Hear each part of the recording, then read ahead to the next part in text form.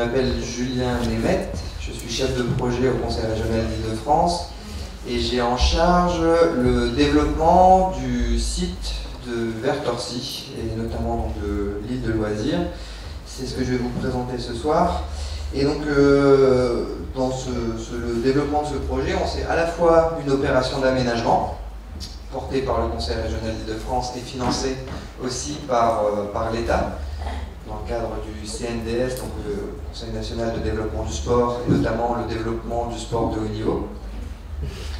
Et alors, c'est vraiment d'actualité parce que hier, on avait la présentation de la candidature de Paris à la Philharmonie, auquel la région était bien évidemment associée. Et pour ceux qui ont suivi un peu l'événement, vous avez pu voir qu'un des équipements de la candidature, c'était donc le stade nautique international, enfin le stade nautique pour l'instant de Vers-sur-Marne, qui est équipement qui est intégré à la candidature aux Jeux Olympiques et Paralympiques donc de 2024 et qui, on l'espère, accueillera les épreuves de kayak en ligne, de kayak slalom et d'aviron. Voilà. Donc ce soir, l'idée c'est de vous présenter le projet, donc l'opération d'aménagement, puisque c'est un investissement massif des pouvoirs publics, financé donc à 100% par l'État, comme je vous l'ai dit, par la région et par l'État, donc le CNDS, mais c'est aussi l'ambition est de porter un nouveau projet d'animation et un projet de service public pour que cet équipement, donc et ce financement de 75 millions d'euros, puisse en fait bénéficier au territoire. Et donc ça sera la deuxième partie de mon intervention et on pourra d'ailleurs après avoir un échange sur les questions plus particulières de tourisme et pourquoi pas de tourisme fluvial, parce que c'était le sujet en fait que vous vouliez, qui devait être abordé ce soir. Et puis aussi la politique de tourisme de la région, la politique touristique de la région Île-de-France. Et c'est ma collègue Martine Mézel aussi qui pourra répondre sur cet aspect. Parce qu'en fait, ce projet, c'est donc, comme je vous l'ai dit, un équipement dédié au haut niveau. On va accueillir les fédérations, fédération de kayak, les athlètes de haut niveau en kayak, en aviron, mais c'est aussi un équipement qui est sur une île de loisirs. Donc en Île-de-France, on a la région Île-de-France a 12 îles de loisirs un peu partout sur le territoire. Cette île de loisirs a la particularité en fait d'être gérée en direct par la région, avec une délégation de service public qui est assurée par l'UCPA. Les autres îles de loisirs, en fait, c'est des syndicats mixtes. Ici, on a vraiment une gestion région et donc propriété et gestion région. Et donc sur cette île de loisirs, donc on développe de nouvelles infrastructures, mais c'est aussi le développement d'un nouveau service public à destination du territoire, avec donc bien évidemment sur le stade nautique la possibilité de pratiquer l'aviron, mais aussi les sports d'eau vive à destination du grand public. Peut-être certains d'entre vous ont pu pratiquer le kayak ou le rafting en montagne. En fait, on est sur le même niveau en fait, qu'un torrent, dans les Alpes. C'est 14 mètres cubes seconde. Si vous avez vu déjà des compétitions internationales, parce que la plupart maintenant des compétitions internationales en kayak d'eau vive se font sur des stades de ce type et puis en rivière. Donc on est vraiment sur ce niveau. Je vais vous montrer. Je vais reprendre la parole pour compléter ce qu'a dit mon collègue Julien sur les îles de loisirs. J'ai apporté des guides. Effectivement, la Seine-et-Marne, si vous êtes de la Seine-et-Marne, elle a le privilège d'avoir 4, on appelait base de loisirs avant, 4 îles de loisirs, donc Vers-Torcy qui est maintenant une seule. Dans le sud, on a une très belle île de loisirs qui s'appelle Butier, tout près du Loiret, et on a Jabeline, tout près d'ici.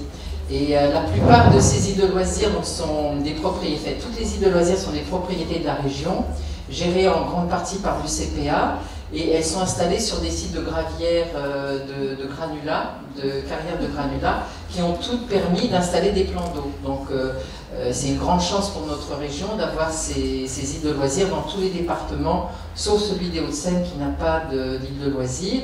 Il y en a une très importante à Cergy, une à Saint-Quentin, plusieurs dans les Yvelines, et donc la Seine-et-Marne a la chance d'en avoir 4.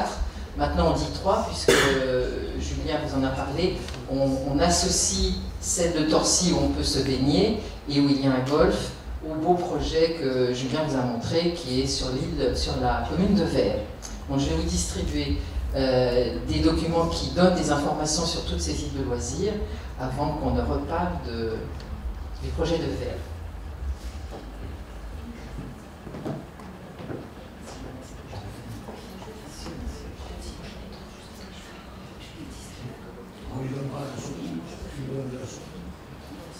Donc le projet, pour vous le situer géographiquement, on est ici, là je vais utiliser le pointeur de la souris, donc ici on est à Torcy, ici on est à Vers.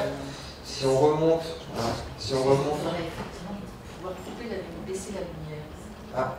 Mais de la salle. Je ne sais pas si c'est possible.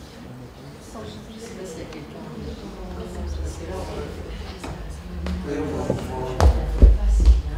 Moi, je pense que ça devrait aller. Voilà. Donc donc vous avez la Marne, le canal de Chelles, Torcy, Vers. Pour vous situer géographiquement.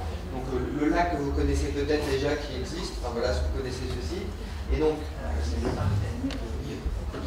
merci. Et je vais donc surfer. Est-ce que ça fonctionne? Tiens, c'est bon. Voilà, donc comme je vous le disais, en fait, ce projet, équipement sportif, mais pas que. Alors déjà, donc là, on est vraiment sur l'emprise du projet que vous avez pu voir. C'est vrai que sur le film, on voit le stade de ville, mais là, vous comprendrez mieux son organisation. Le projet s'organise en 4 pôles. Donc le premier pôle, dont le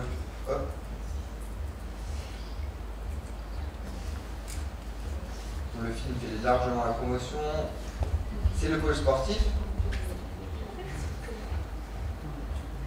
Donc dans ce pôle sportif, en fait, vous allez retrouver un media center en fait pour l'accueil d'événements internationaux, de compétitions internationales, accueil des médias avec toutes les possibilités données à la fois d'accueil des journalistes, mais aussi de retransmission des événements, voilà.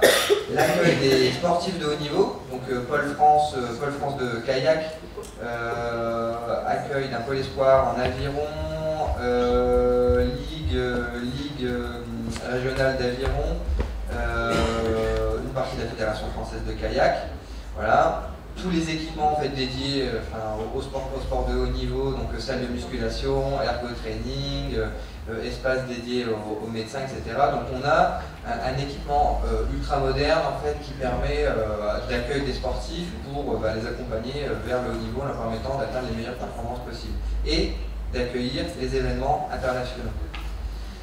Donc sur le pôle sportif,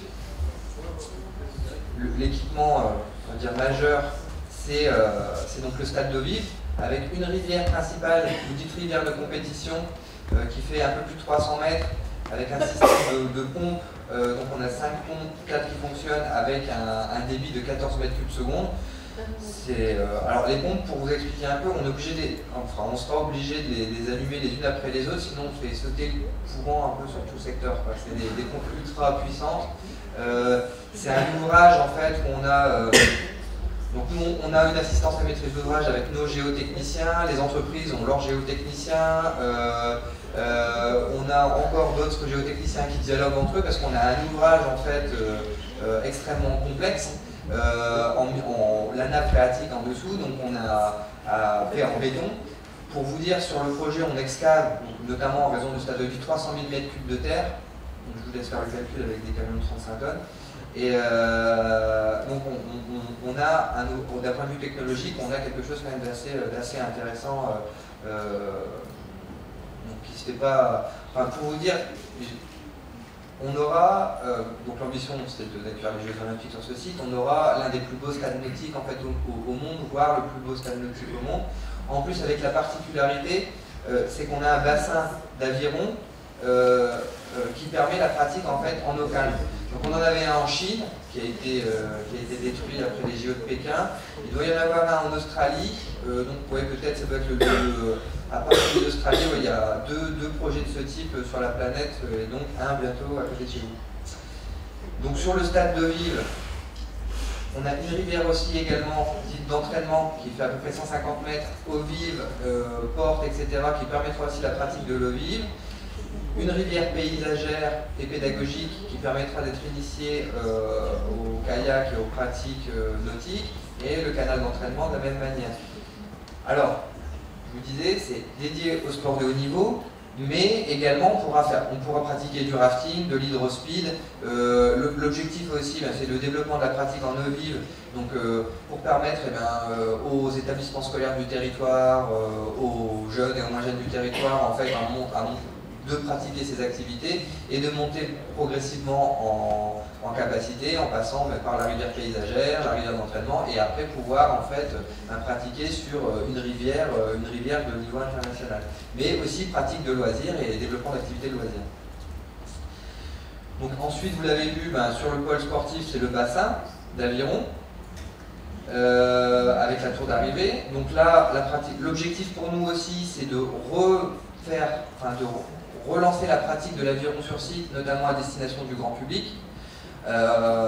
Pourquoi pas aussi travailler avec le milieu universitaire, c'est un de nos axes, un de nos projets. Vous connaissez peut-être la course d'aviron entre Cambridge et Oxford.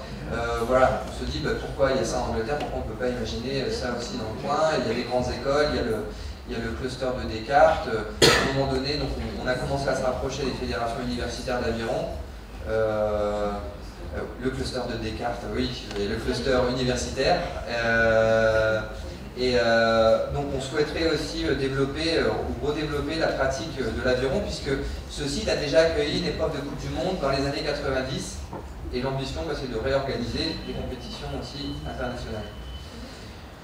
Deuxième pôle sur les 4 du projet, donc le pôle hébergement et formation. Alors si j'ai oublié peut-être un aspect, donc on a aussi un espace réceptif ici, où on peut accueillir à peu près 80 personnes assises, et qui est qu'on appelle l'espace VIP, et qui permettra l'organisation de séminaires ou toute autre forme de réception. C'est un espace qualitatif qui a une vue panoramique en fait, à la fois sur le stade de ville. Là, la maquette 3D est sympa, si je tourne suffisamment rapidement. Projeté aussi, mais aussi sur le lac. Vous voyez à peu près la vue que vous avez depuis cet espace, donc c'est assez. Je pensais que ça sera assez agréable. Et qui sera aussi un espace qui pourra être loué soit à des entreprises, soit à des clubs du territoire, à des collectivités, ou mis à disposition de nos partenaires. Voilà. Donc le deuxième pôle, hébergement-formation. Donc là, on a en fait un pôle. L'objectif aussi, c'est de pouvoir accueillir des groupes, que ce soit en séminaire ou sur des formes en fait de stages autour de la pratique des sports nautiques pour les jeunes franciliens, puis les jeunes aussi en France.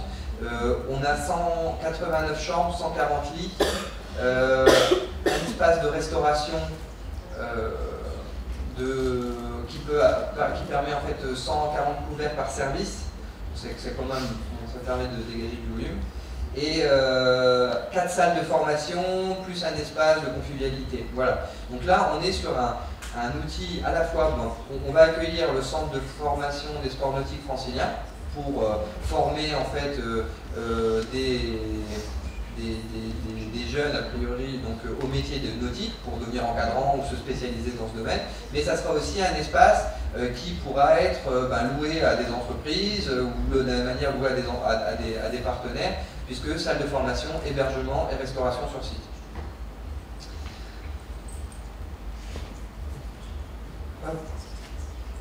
Et le troisième pôle, qui est un pôle en fait dédié à la voile, l'activité nautique, donc pratique de la voile, stand-up paddle, planche à voile sur le lac, et et donc un complément. Alors c'est un vrai atout en fait du site, parce que si on prend l'exemple de l'e-Valley du stade nautique de Londres, stade en fait qui a accueilli les Jeux Olympiques de 2012 et la pratique de l'eau vive, les épreuves d'eau vive aux Jeux Olympiques de Londres. Là, ils sont en train d'essayer de compléter leur complexe par un lac. Parce qu'ils se rendent compte que dans le modèle économique, en fait, le fait de développer des activités sur le lac en complément du stade d'eau vive, ça a abondé le modèle économique, en fait, tout simplement. Et donc, nous, sur site, on a déjà ce lac. Donc, ça permet une complémentarité forte sur les activités nautiques eau calme, eau vive, utilisation d'un lac de 90 hectares, et puis aussi atout du site. Et là, ça renvoie éventuellement à la problématique que vous deviez aborder ce soir, c'est la proximité de la Marne, avec un ponton d'accès à la Marne qui permet en fait, certes, d'accéder au site depuis la Marne, mais aussi depuis le site d'accéder à la Marne et donc d'avoir la possibilité dans une même journée de faire de l'eau vive, de faire des activités sur le lac, pourquoi pas imaginer en fait des activités sur la Marne qui est déjà utilisée. Je vous donne un exemple, le club de kayak de Torcy qui est en face, le dimanche ils vont au marché de Lagny en kayak et ils organisent des excursions de ce type et ça leur permet de valoriser la vie, de promouvoir la vie de Lagny. En face on a l'usine Meunier qui accueille l'entreprise Nestlé qui est un bâtiment remarquable. C'est un site, c'est bord de Marne. C'est aussi une zone qui est assez remarquable au niveau de la faune et de la flore. Donc voilà, on a une complémentarité sur la Marne. La Marne, l'utilisation de la Marne est complémentaire des infrastructures qui sont développées sur ce projet. Donc c'est tout aussi une réflexion qu'on va initier, qu'on a initiée, mais j'y reviendrai un peu plus tard. Donc troisième pôle.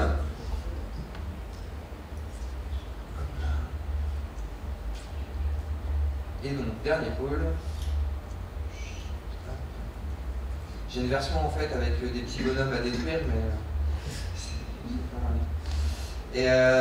et donc ça c'est une pratique en fait du fitness, des sports de raquettes, donc squash, tennis, fitness, musculation, les sports en fait que l'on trouve un peu dans les clubs de remise en forme assez à la mode.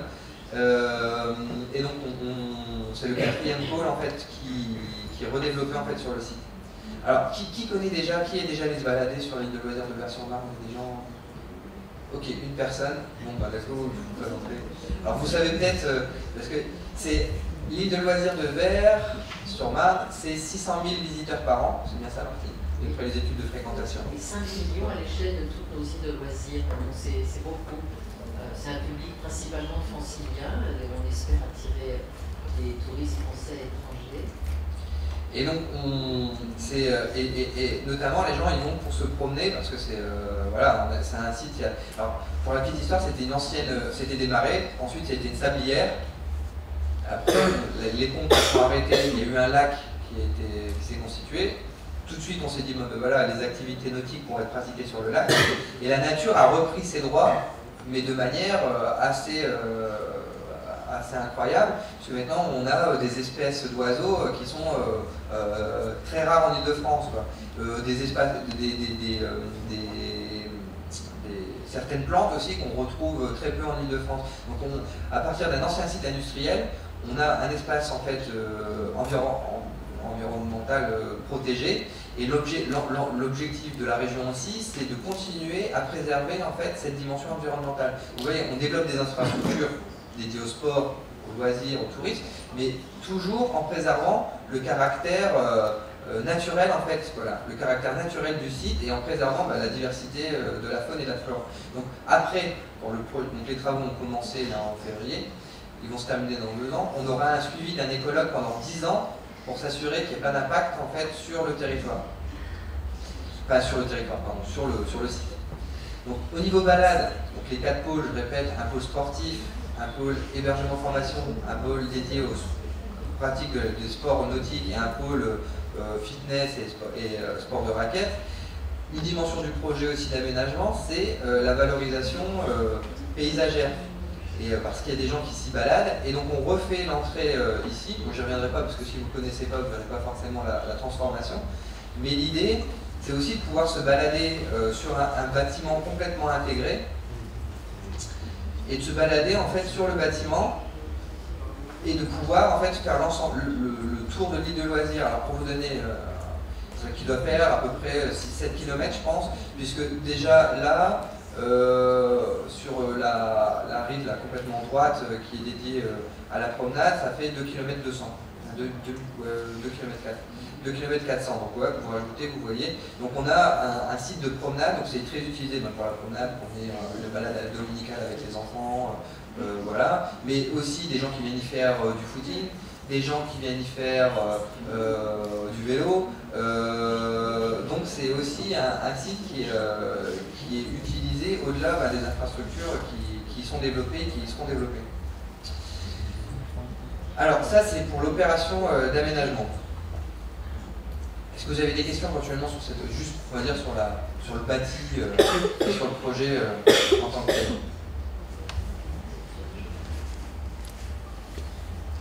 Pas de questions? Ok. Donc, comme je vous l'ai dit, des investissements quand même conséquents des pouvoirs publics, soit 75 millions d'euros dépenses comprises. Là, l'objectif aussi, c'est de développer un projet de service public qui profite véritablement au territoire. Donc, bien évidemment, on a tout un travail avec le mouvement sportif, ça va de soi, c'est une des fonctions fortes du site, mais on travaille aussi sur 4 dimensions. Donc, le développement des pratiques sportives, mais aussi de loisirs pour tous, au-delà du sport de haut niveau, et ça avec les gens du territoire. Le développement donc, économique, donc en travaillant à la fois donc, on travaille avec la Chambre de commerce et d'industrie, avec les entreprises du territoire, avec chez nous l'unité développement de la région Île-de-France, on travaille avec tous les développeurs du territoire, notamment la nouvelle communauté d'agglomération, donc Paris-Vallée de la Marne. Il y a aussi le développeur économique donc, du SAN du Val d'Europe aussi qui participe à nos réunions. Voilà. Deuxième axe, un axe en fait développement touristique et un axe aménagement durable. Et parce qu'on se rend compte en fait que sur ce projet, alors si on les prend les uns après les autres, sur le développement du sport pour tous. Alors bien évidemment, pratique, j'ai décrit les différentes fonctions sportives, mais on se rend compte aussi que ce site, dans son positionnement, il est en bord de Marne. Il y a des nombreux cheminements paysagers, il y a des aménagements en fait qui sont faits pour la pratique du vélo et des modes actifs. Et on se dit pourquoi pas en faire une station. Alors peut-être parmi vous il y a beaucoup de gens qui courent ou peut-être pas, mais la pratique en fait du running c'est une pratique à la mode. Ça doit être la pratique sportive en fait la plus importante en France. Et donc pourquoi pas en faire éventuellement une station dédiée au trail ou à la pratique du running, et ça pour favoriser en fait avec des appareils connectés, parce que voilà, l'idée aussi c'est de développer ça, pour que les pratiquants en fait aient un lieu de rencontre avec des vestiaires, des espaces de restauration, et ensuite à partir sur les parcours autour de la Marne, parce que si vous courez dans le secteur, vous pouvez voir, voilà, vous pouvez faire des dizaines de kilomètres sans rencontrer une voiture. Pratique de loisirs sur la Marne, parce qu'on l'a vu, le fleuve pourrait être davantage utilisé. Pratique de loisirs d'eau vive, comme on l'a vu, le rafting, grand public, le kayak, grand public.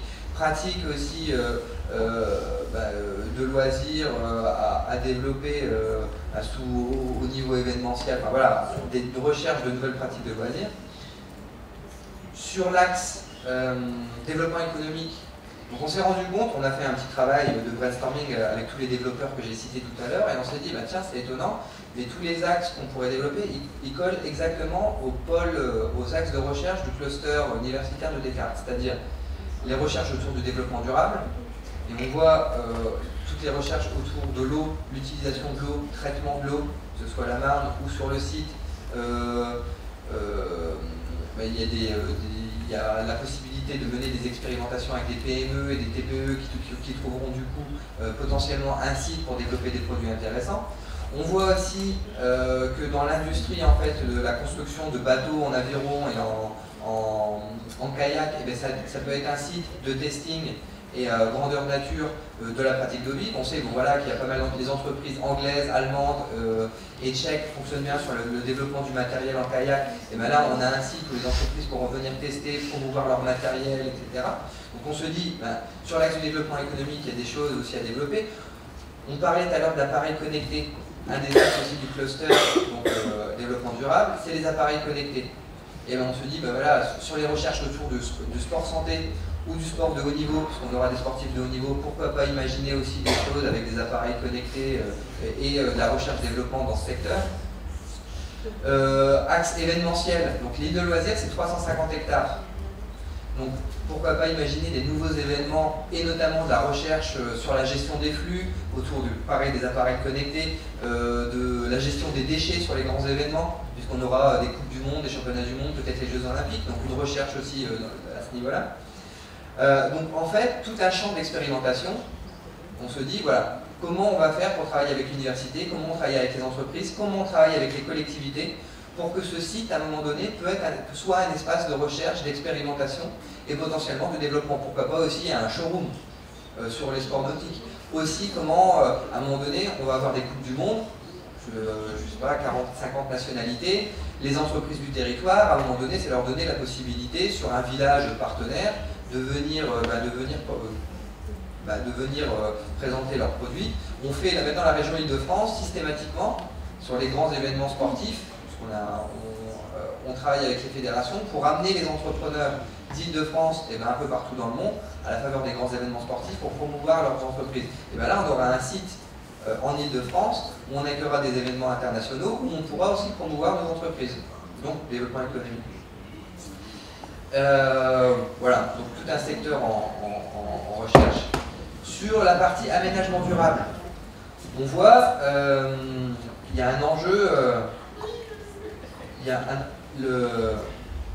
on a eu une étude en fait de l'IRDS, l'Institut Régional de Développement du Sport, qui nous dit que les gens, au-delà des pratiques sportives, ils souhaiteraient avoir des pratiques, de l'activité physique, notamment l'utilisation du vélo, et notamment l'utilisation du vélo pour aller sur leur lieu de travail, mais aussi le week-end, c'est-à-dire combiner déplacement, activité physique, activité de découverte culturelle, etc. Donc sur l'aménagement durable, ce qu'on se dit, c'est que là, on a des berges de marne qui sont assez agréables, on a des gares, on aura les deux gares du Grand Paris qui sont pas trop loin, celle de Chelles, celle de Noisy-Champs, merci beaucoup. On a la gare, voilà. Donc pourquoi pas réfléchir à mieux connecter cette île de loisirs, notamment en améliorant les aménagements sur la pratique du vélo et puis de la marche à pied tout simplement, quoi. Et pour en faire un site et développer, en faire un site accessible par les modes actifs. On voit à l'international, ce qui fait à un moment donné que les gens utilisent leur vélo, c'est pas de leur dire qu'il ne faut pas utiliser la voiture, c'est les infrastructures en fait qui sont mises à leur disposition. Et notamment le nombre de kilomètres de pistes cyclables à destination des habitants. Et en Ile-de-France, on n'a pas un gros taux, on va dire, de kilomètres de pistes cyclables à destination des habitants. Là, on se dit, voilà, pourquoi pas, et c'est ce qu'on est en train de faire avec les acteurs du territoire, voir à un moment donné si on ne peut pas mieux connecter, développer des pistes cyclables, pour que les gens puissent utiliser leur vélo et découvrir le territoire aussi à vélo et venir sur ce type de loisirs à vélo. Pourquoi pas louer des vélos, un peu comme le Véli, parce que les transports en commun, venir au transport en commun, avoir la possibilité en fait de louer des vélos et après découvrir le secteur. Parce qu'à vélo, vous le savez tous, vous faites 20-30 km à vélo, c'est à peu près à la portée de tous et ça permet aussi de voir du territoire en fait. Et donc dernier axe, donc autour du tourisme, et donc là on se dit qu'il y a forcément aussi des choses à développer d'un point de vue touristique et attractivité du territoire. Alors on dit aménagement sur la pratique du vélo, mais le vélo aussi ça contribuera aussi à valoriser le site, mais aussi les espaces culturels et les lieux culturels du territoire. Il y a le château de Champs, l'usine Meunier, voilà, ça permettra d'aller faire un tour à la Nice, on peut aller se balader un peu partout sur le territoire. L'utilisation de la Marne, comme je vous l'ai dit, là aussi, à un moment donné, ça sera la possibilité de venir découvrir la Marne à la fois sur son patrimoine. On sait par exemple que la Fédération française de kayak développe des randonnées pour découvrir le patrimoine ou découvrir la faune et la flore sur les rivières du pays. Pourquoi pas développer ce type de pratique? On voit bien que des fois, quand on va en Ardèche, des fois en vacances ou ailleurs, ça devient des autoroutes à kayak. Alors l'objectif, c'est pas de faire ça non plus, mais c'est vrai que la découverte des cours d'eau, la réappropriation des cours d'eau et en faire des espaces en fait, des valeurs ajoutées sur un territoire, c'est aussi un enjeu. Souvent, les cours d'eau sont vécus comme des frontières, vous voyez, et puis il faut placer des passerelles pour retrouver. Mais là, on pourrait en faire un trait d'union et investir aussi ce cours d'eau d'un point de vue touristique. C'est aussi du tourisme d'entreprise, on l'a vu, il y a des possibilités d'organisation de séminaires, il y a des possibilités d'accueil sur un projet quand même extrêmement qualitatif. Donc, pourquoi pas aussi imaginer des formules à destination des entreprises et donc du tourisme d'entreprise. Et puis, de la même manière, 600 000 visiteurs par an, on voit donc qu'il y a des gens qui passent, il y aura aussi des étrangers qui viendront sur site, en faire aussi un lieu de promotion du territoire. Donc, alors certes, ça ne sera pas aussi attractif que Disney ou que la Vallée Village, voilà, qui draine un monde incroyable, mais néanmoins c'est complémentaire et c'est aussi un atout sur le territoire et ça permet aussi de promouvoir le territoire et puis les sites de proximité, les différents châteaux, etc. etc. Donc ce projet, c'est un projet d'aménagement, mais c'est aussi donc un projet, je vous dis, qui vise à développer des nouvelles formes des nouveaux produits, oui, sur le champ sport-loisirs, aménagement, tourisme et développement économique. Alors, c'est aussi un enjeu en termes de modèle économique, alors je n'entrerai pas dans le détail, puisque là, le chiffre d'affaires de l'île de loisirs de Vertorcy, c'est 4 300 000 €. Nos projections, en fait, on arrive à peu près sur un chiffre d'affaires de 9 millions d'euros. Donc vous voyez, derrière aussi, c'est de l'activité économique sur le territoire, c'est des gens qui vont passer. Donc ça fait partie aussi donc, de ce projet, c'est repenser aussi un modèle économique qui permette de nourrir nos ambitions sur ces 4 axes et de travailler aussi sur des nouvelles manières de faire. Parce que, vous voyez, on dit, les collectivités territoriales, de nos jours, en fait, vous le savez tous, on a des contraintes budgétaires qui sont extrêmement fortes. Et donc, il y a un enjeu de maîtrise budgétaire, mais il y a aussi un enjeu d'inventer des nouvelles formes de pratiques, des nouvelles manières de faire. Et sur ce projet, comme je vous l'ai dit, on travaille avec toutes les communautés les communes du territoire. On veut travailler avec les entreprises, on travaille avec la CCI, on travaille avec le mouvement sportif, on travaille avec des associations de protection de l'environnement, on travaille avec les gens du tourisme, avec le cluster bien évidemment qui nous a invités et avec qui on pourra développer des partenariats et puis mener des réflexions ensemble sur les questions de tourisme. Les liens avec les universités, comme je vous l'ai dit. Et donc l'idée, c'est aussi à un moment donné de réfléchir avec toutes les forces vives du territoire, et de se mettre autour de la table. C'est ce qu'on a. Donc on a organisé différents groupes de travail pour mobiliser tout ce monde, pour inventer aussi des nouvelles formes en fait d'agir. Et au-delà en fait des économies et des contraintes et du modèle économique à l'équilibre qu'on devra développer, c'est aussi porter l'ambition collective de développer en fait des nouvelles formes d'action publique en utilisant un équipement porté à 100% pour les pouvoirs publics. Pardon. Voilà, j'en ai terminé.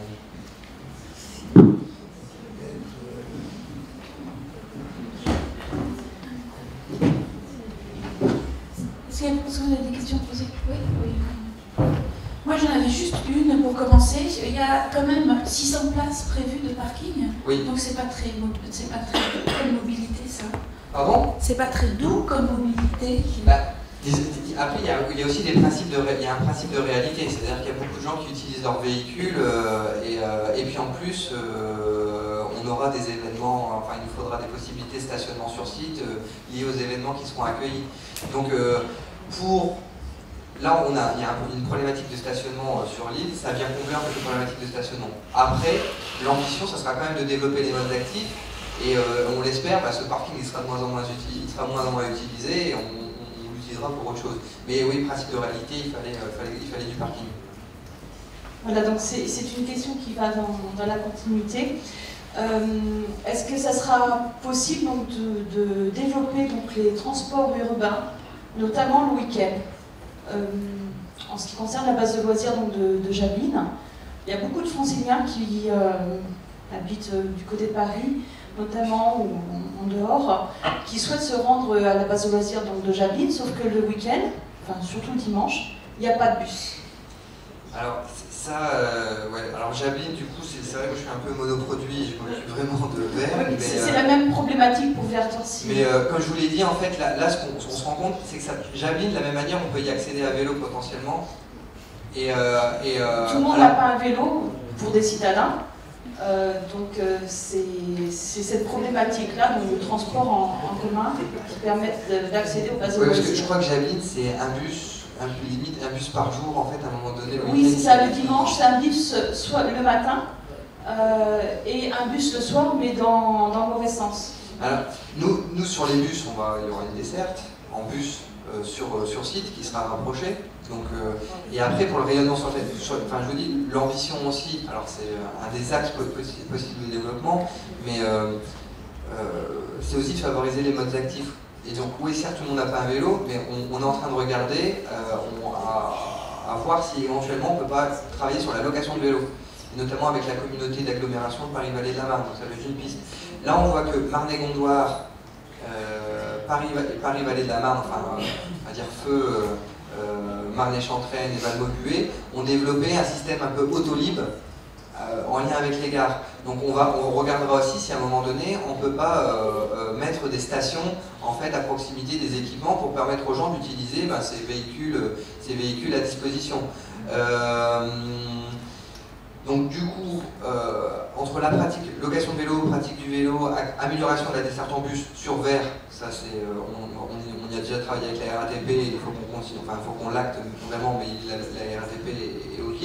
Le Grand Paris qui va permettre aussi d'apporter des gares sur le territoire et donc permettre de mieux accéder au territoire. La pratique des voitures en accès libre, et puis, ouais, comme je le dis, pratique du vélo. Donc on essaye de favoriser l'accès via ces modes. Après, les transports, ça... Peut-être que Martine... L'accessibilité de nos îles de loisirs, c'est un défi effectivement pour nous, parce que certaines resteront longtemps inaccessibles au transport en commun. Celle de Butier, qui est à la limite du Loiret, même le Grand Paris n'y pourra rien. On a aussi une île de loisirs à la limite de la Normandie, à Moisson, qui va rester pendant, à mon avis, très longtemps inaccessible en transport en commun. En revanche, on essaie de... C'est un défi pour nous qu'on relève avec le STIF, on essaie d'améliorer la desserte future en transport en commun, de celles qui seront possibles avec le Grand Paris. Mais effectivement, j'entends bien ce que vous dites sur la desserte le week-end de Jablines.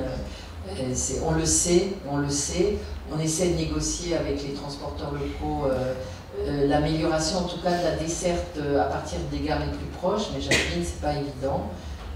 Donc pour l'instant, ça reste depuis très longtemps un défi qu'on ne pourra pas relever avant un grand moment. Et pourtant, c'est sur la ligne A du RER, mais en avalé chez Si, vous voyez? Oui. C'est toujours le dernier barreau, ce dernier barreau qui nous pose problème, dans la mesure où résolument, il y a ces barreaux-là, on ne peut pas les faire à pied pour beaucoup de familles qui viennent en poussette, etc. Au-delà de 2 km, ça devient difficile. Alors après, effectivement, les solutions que Julien a évoquées pour son projet pourraient être, à moyen terme, effectivement développées dans d'autres îles de loisirs, à partir des gares les plus proches, c'est clair. Alors, on a parlé de la Marne, Julien, on pourrait peut-être ajouter, on a un projet d'itinéraire culturel européen, si tu en as parlé peut-être. Alors non, parce que tu vas en parler mieux que moi, puisque je n'ai pas assisté aux réunions. Il y a un projet effectivement mené par le Val-de-Marne pour labelliser notre Marne en itinéraire culturel européen sur le thème des loisirs des loisirs nautiques en zone urbaine. Alors, on doit s'associer avec 2 autres villes européennes. Est-ce que tu te souviens, Julien, des partenaires éventuels qu'on a trouvés? Alors, Prague, Budapest et Berlin, Mérida, ouais, en Espagne. Non, en Espagne, c'est ça. C'est notre ville espagnole, mais ça. Donc effectivement, le projet que tu conduis va renforcer cette notion de loisirs tout court et de loisirs sportifs sur la Marne, puisque depuis toujours, il y a toujours eu des pratiquants, et il y en a encore, d'aviron, de canoë, de kayak sur la Marne.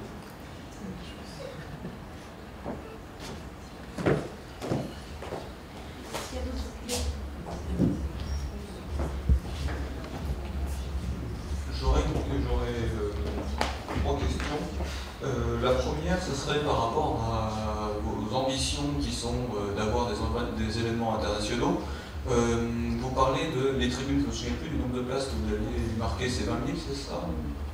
Oui, c'est ça. Après, c'est des... Et du coup, par rapport aux événements internationaux, je sais que c'est pas tous les jours, mais du coup, le nombre de places me paraît... place de parking, les déplacements, etc. Vous n'allez pas ramener tout le monde en vélo sur des événements comme ça. Vous allez avoir un problème. Je sais pas comment est-ce que vous avez anticipé la chose, mais c'est vrai que pour moi, la question des transports en commun, etc. Je trouve que c'est un peu utopique presque de dire que tout le monde va venir à vélo pour passer un moment sur un dimanche, etc.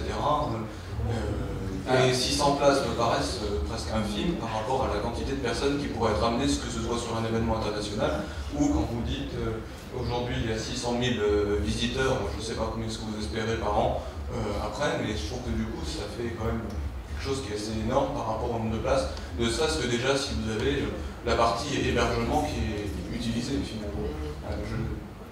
Alors, vous aviez d'autres questions? Non, mais je vais prendre.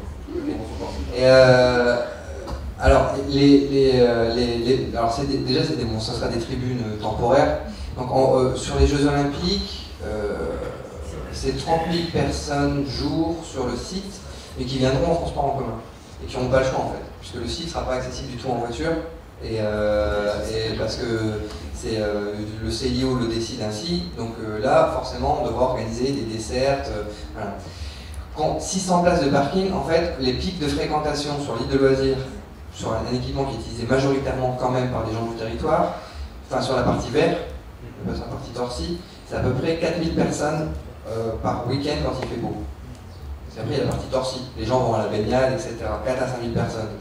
Si vous estimez à 4 personnes par voiture, sachant qu'il y a des gens qui viennent aussi à pied, à vélo, voilà, on est à 2400 personnes. Si vous calculez le turnover, parce que les gens ne stationnent pas tout le temps, du coup, les places de parking sont suffisantes.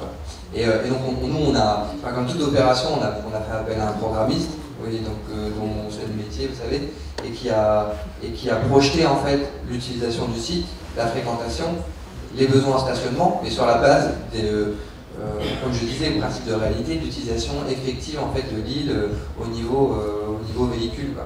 Et les gens viennent en voiture. Donc en fait, on sera peut-être victime de notre succès, mais a priori c'est suffisant. Hein.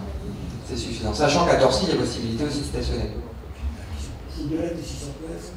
Oui, après on a un parking relais aussi à Torcy, où on a aussi, alors ça doit être ça, je sais plus, mais c'est quelques centaines de places aussi.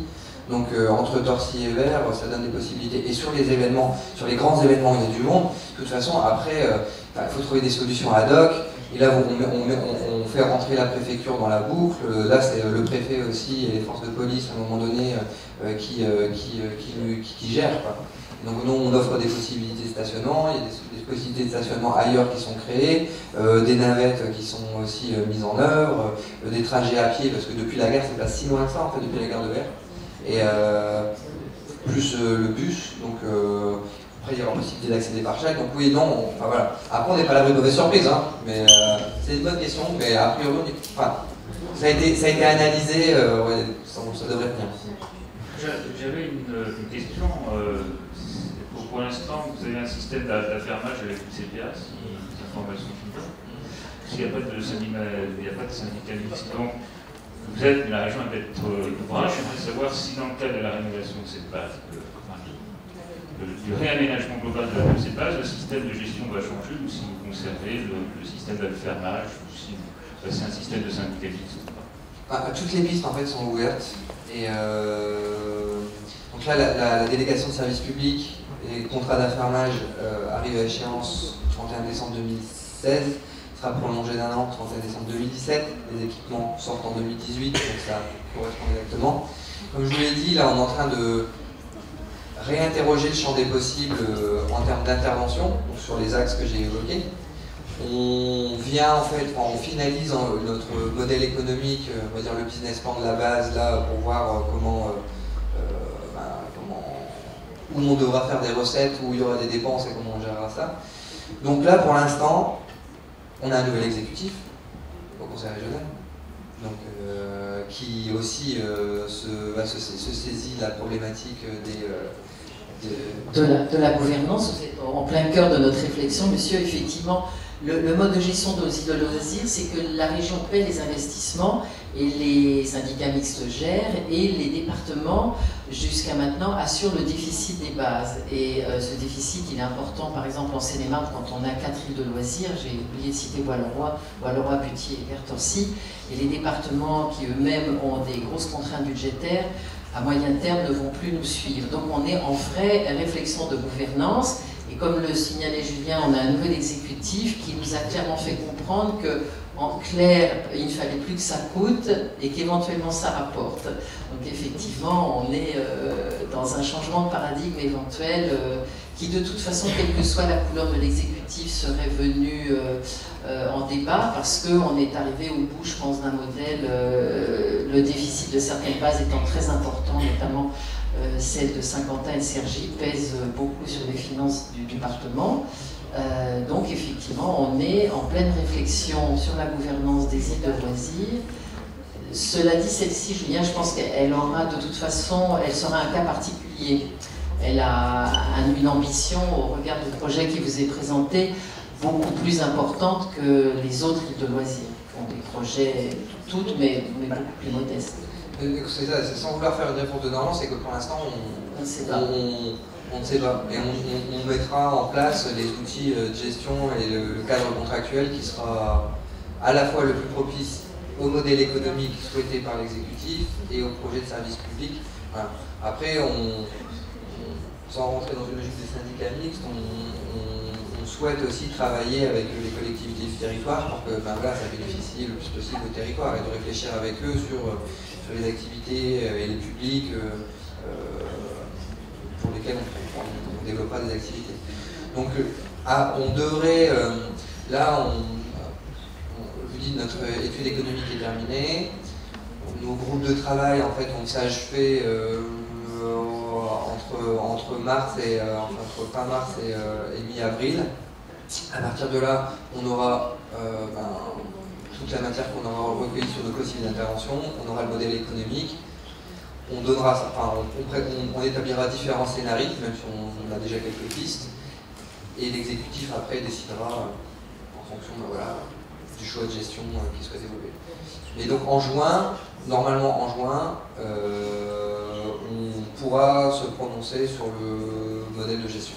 Parce qu'après, même si on repart sur un contrat d'affermage, à peu près, on va dire, 18 mois de procédure entre les élaborations les différents passages sur les différentes commissions, les commissions permanentes, commission conseil régional, les CDSP, etc., les élaborations de cahiers des charges, les négociations avec les gens qui y répondent. Donc on a 18 mois de procédure, donc il faut qu'en juin, on ait terminé, qu'on fasse un choix en termes de gestion.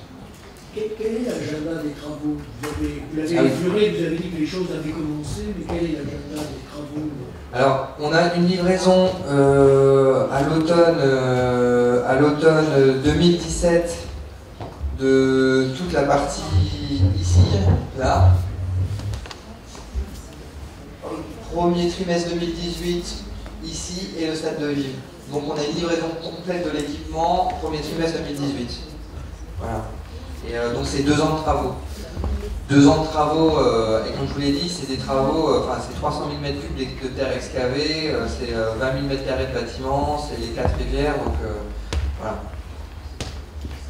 C'est tenable. Ah bah c'est sur le papier, c'est tenable. Hein. Après, on est en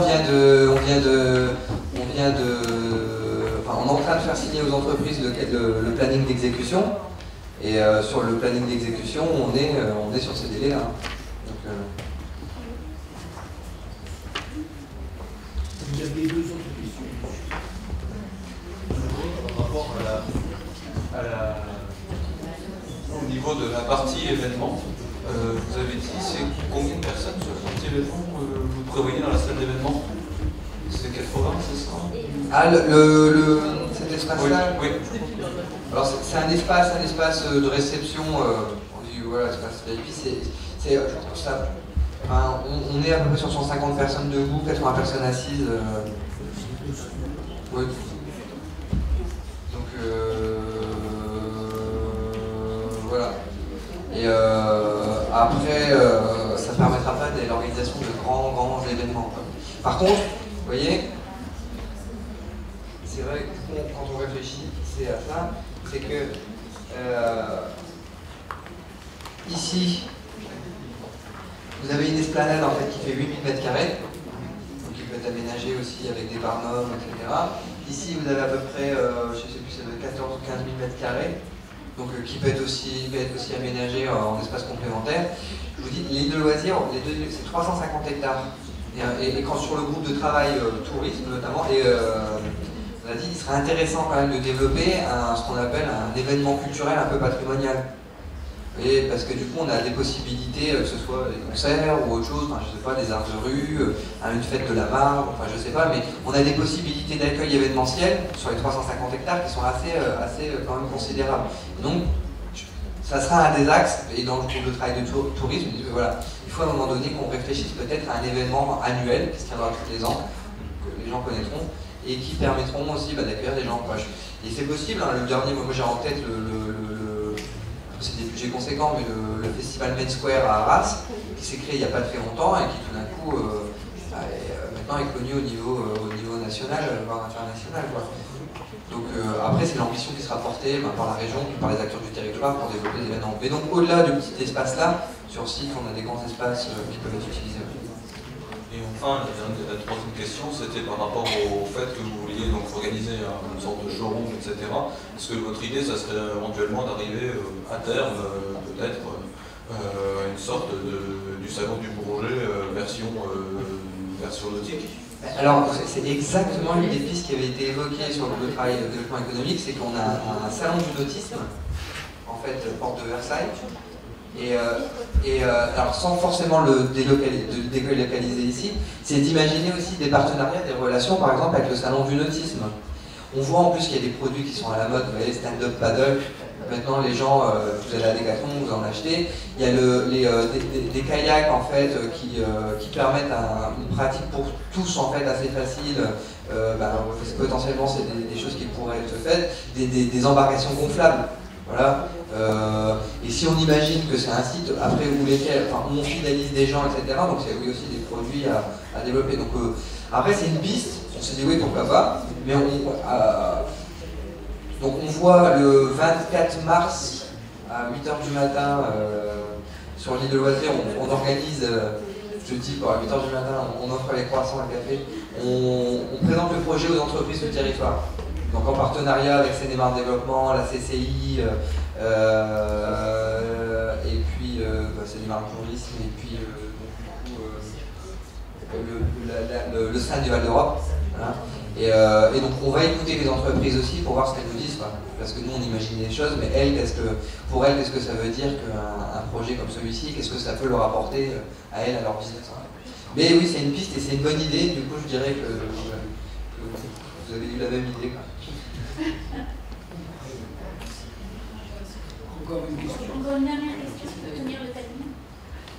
On a commencé Et puis, Sylvain, une question rentrée, monsieur. Alors, il y a la maison du projet sur site qui est centrée. Si à un moment donné vous êtes intéressé, on va organiser des visites de chantier. Je vous dis, je pense que ça sera intéressant voilà, de venir rencontrer aussi les ingénieurs et les gens qui font ce chantier. Donc du coup, n'hésitez pas à aller à la maison du projet pour laisser vos coordonnées, dire que vous êtes intéressé, on organisera ça. Ou passer par le cluster tourisme si vous souhaitez organiser une visite de chantier. On est aussi, de toute façon, aussi à votre disposition pour échanger et puis recevoir vos idées. Si vous avez des idées intéressantes à partager, écoutez, soit via le cluster, soit la maison du projet, n'hésitez pas. Et on est très ouvert pour répondre, organiser des visites et puis accueillir les gens qui souhaitent avoir des informations complémentaires sur ce projet.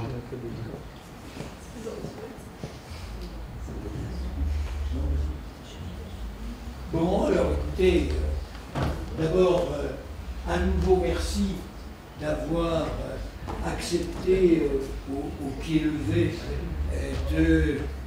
d'assurer la continuité des jeudis du cluster. Un grand merci à tous les deux d'avoir montré comment ce projet émergeait, puisque c'est effectivement quelque chose qui est en train de se construire, et de se construire dans une double perspective. Une de court terme, qui est l'horizon 2024, donc dans un dossier qui suit son cours et dont on verra de quelle manière il se concrétise ou pas. Et en même temps, et je le disais avant que vous n'arriviez, dans une perspective à plus long terme, qui est celle de diversifier les atouts de ce territoire, avoir à côté des activités de loisirs bien implantées, je pense à Disney bien entendu, et à Village Nature maintenant à très très court terme, avoir d'autres propositions qui finalement permettent d'utiliser l'ensemble des ressources du territoire, de les valoriser et de donner finalement une nouvelle dimension qui peut-être fait défaut pour l'instant à la destination, qui est la dimension sportive. Et je crois, alors je n'irai pas jusqu'à évoquer l'ensemble des possibilités qu'on peut avoir dans les sports nautiques, mais j'ai bien noté qu'un certain nombre des hypothèses que vous avez abordées sont ouvertes à tous, et par conséquent, vous ouvrez des horizons. En tout cas, on a véritablement là quelque chose de tout à fait intéressant à approfondir, comme certains l'ont dit, pour souligner la dimension développement durable, compatibilité du développement du territoire avec, je dirais, mobilité douce et toute cette sorte de considérations tout à fait essentielles dont je rappelle qu'elles sont au cœur de la convention qui lie l'État autour du projet du Val d'Europe.